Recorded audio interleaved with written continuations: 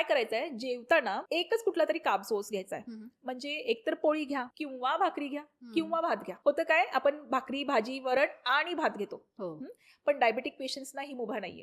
Diabetic पेशंट्सनी एका वेळी एकच कार्ब सोर्स घ्यायला हवा. सो हे झालं तुम्ही काय इन्क्लूड करायला हवं. आता कोणता कार्ब सोर्स तुम्ही एक्सक्लूड करायला पाहिजे. सिंपल शुगर, सिंपल कार्ब्स ज्याला आपण म्हणतो, मैदा आला, शुगर, व्हाईट शुगर आली, ती तुम्ही टाळायला हवी. जे बाहेरचे बेकरी प्रॉडक्ट्स आहेत, खूपशे मी सिनियर्स बघते ते बेकरी प्रॉडक्ट्स खूप खातात. त्यांना असं वाटतं की नाही, मी गोड गोड बिस्किट नाही खाते, मी फक्त बेकरी प्रॉडक्ट, मी टोस्ट खातोय किंवा खारी खातोय, ते कुठे गोड आहे. पण नाही, त्याच्यामध्ये सिंपल कार्बोहायड्रेट असतं, म्हणजे मैदा असतं, प्लस त्याच्यामध्ये मार्गरीन नावाचं फॅट असतं.